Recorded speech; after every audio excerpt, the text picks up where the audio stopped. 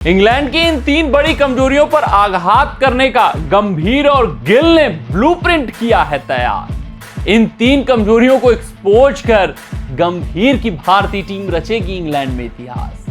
यार हाल फिलहाल अगर मैं बात करूं तो इंडिया वर्सेस इंग्लैंड की जो टेस्ट श्रृंखला है चर्चित श्रृंखला बन बैठी है, क्योंकि यहां विराट नहीं होंगे, रोहित नहीं होंगे, अश्विन नहीं होंगे, तो सभी की निगाहें इस बात पर टिकी हुई हैं कि भारतीय युवा टीम कैसा खेलेगी। गिल नए नवेले कप्तान है तो किस तरीके से उनकी कप्तानी रहेगी, क्योंकि यह श्रृंखला काफी कठिन है। बात करें अगर हम नए कप्तान के दृष्टिकोण से, तो गंभीर ये मास्टर प्लान बना रहे हैं। यही सोच है इनकी कि नए नवेले खिलाड़ियों के साथ WTC की ये जो साइकिल है वो खेलना चाह रहे हैं और इतिहास रचने का प्रयास इंग्लैंड श्रृंखला में ही वो करने वाले हैं। तो क्या कुछ उनकी रणनीतियां हैं, इंग्लैंड की क्या कुछ कमजोरियां हैं जिसका ब्लूप्रिंट तैयार कर लिया गया और उसके ऊपर आघात गंभीर करने वाले हैं, ये अपने इस वीडियो में आपको बताने वाले हैं। और उन 3 कमजोरियों को एक्सपोज कर कैसे इंग्लैंड में मुकाबला जीतकर भारतीय टीम इतिहास रच सकती है। आते हैं, आपका ज्यादा वक्त नहीं लेते हैं, लेकिन वीडियो में आगे बढ़ने से पहले आप सभी व्यूअर्स से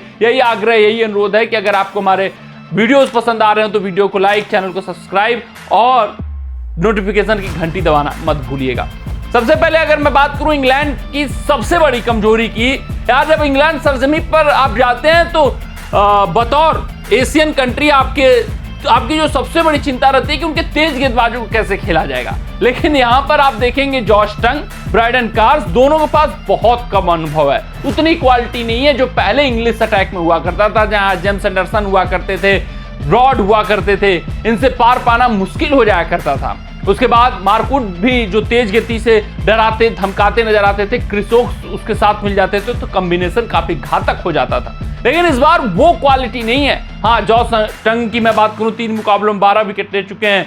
ब्रायडन कार्स अपने स्पीड से धमकाते हैं, लेकिन एक नाम का जो इंपैक्ट होता है वो यहां पे नहीं है। यानी पहली गेंद से ही ऐसा नहीं रहेगा कि एंडरसन ब्रॉड कैसे खेला जाएगा, उड कैसे खेला जाएगा, नहीं, यहां पर रहेगा हाँ टंग है, खेल लिया जाएगा। अगर सही तकनीक का हम इस्तेमाल करेंगे तो कार्स का भी सामना कर सकते हैं। सिर्फ और सिर्फ क्रिस ओक्स परेशान कर सकते हैं, लेकिन बहुत लंबी इंजरी के बाद ओक्स की वापसी हो रही है, किस तरीके से गेंदबाजी करेंगे ये देखना सबसे बड़ी बात रहेगी। तो जो क्वालिटी होनी चाहिए इंग्लिश पेस अटैक में वो क्वालिटी नहीं है, ये सबसे बड़ी कमजोरी है इनकी।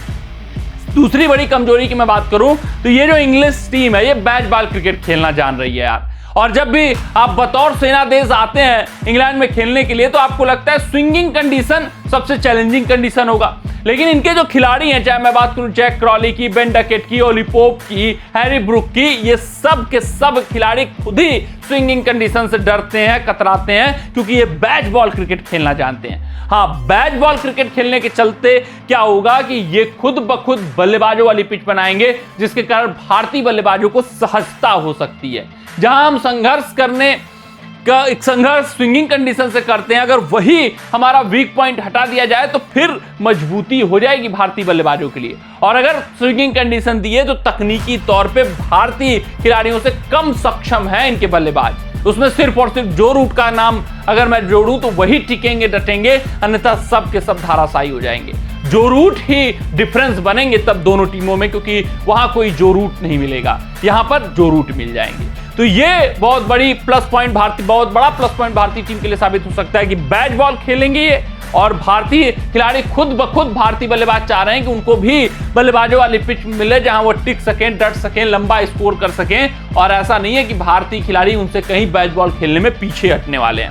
वहीं अगर मैं तीसरे खामी की बात करूं तो ये जो उनके खिलाड़ी हैं, चाहे ओली पोप, जैक क्रॉली और फिर बेन स्टोक्स, इनके मैचअप्स जो हैं वो बहुत भयावह हैं, तो उसका इस्तेमाल यहां पर गिल करने वाले हैं। ओली पोप और जैक क्रॉली के मैचअप्स बुमराह के खिलाफ भयावह हैं और बखूबी इनका प्रयोग होगा बुमराह का इनके खिलाफ, और स्टोक्स का जडेजा के खिलाफ भयावह है। और जब भी स्टोक्स आएंगे तो जडेजा उनके सामने आएंगे। आप देख सकते हैं कि 235 गेंदें, मात्र 126 रन बनाया, 6 बार स्टोक्स को आउट किया है जडेजा ने। उसके अलावा अगर मैं बात करूं जैक क्रॉली वर्सेस बुमराह के मैचअप्स की, तो 118 रन 227 गेंदों पर और 4 बार अपना शिकार बनाया बुमराह ने।